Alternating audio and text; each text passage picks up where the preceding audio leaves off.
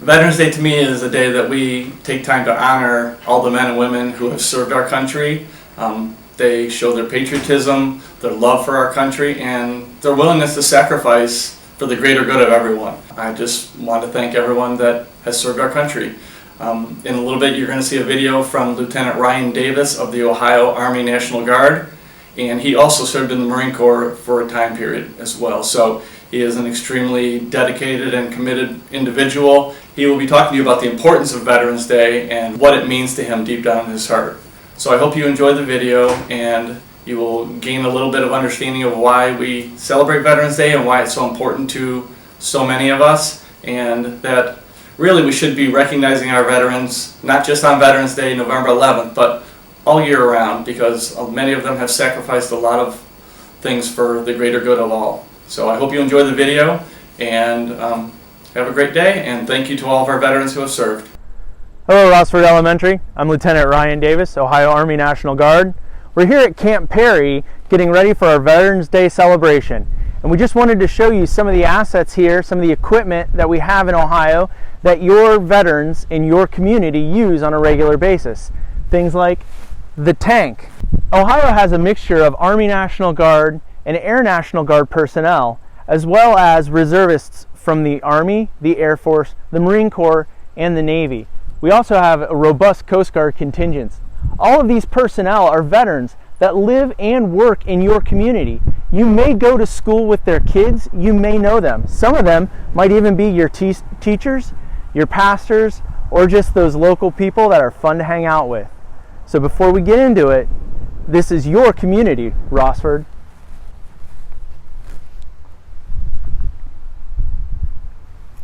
I joined the military in the summer of 2000. I was a reservist, joined the Marine Infantry Reserve, the station right there on Glenwood Road.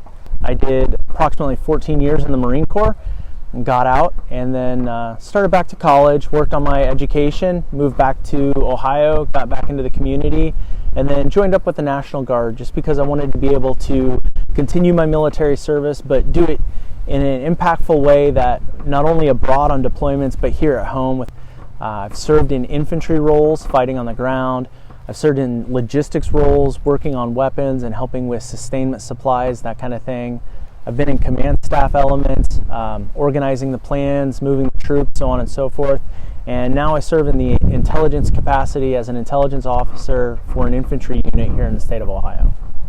When we think about veterans in our community, one thing we always think about are the stories that we hear, the lessons that they have to teach us, the things that we can learn and apply to our lives as we move forward.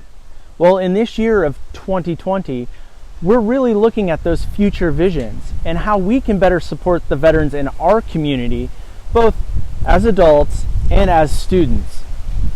Hindsight is always 2020.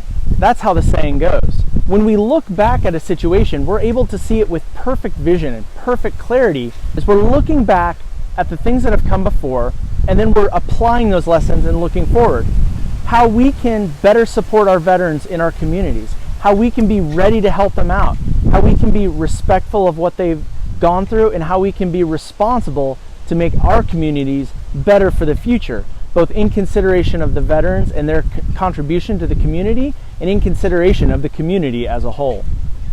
Being a veteran in the community is something that's important to me, something that I take seriously and I take to heart. When my military career started, I was a Marine reservist working out of the Glenwood station. I was going to college in Columbus, and I was sitting at a restaurant on a Sunday morning eating, and my cell phone started going off. I got a call from my duty station saying I needed to report in uniform by Thursday, and a week after that, I was on the other side of the planet, standing in the middle of a desert. Home front to front line, that fast. And that's a unique experience that our veterans of the last 30 or 40 years are having to deal with. And it's something that we as a community need to take in consideration when we're looking forward with our Visions 2020 on how to be better together. Well, Rossford, that about does it for me out here at the lovely Camp Perry near Port Clinton, Ohio.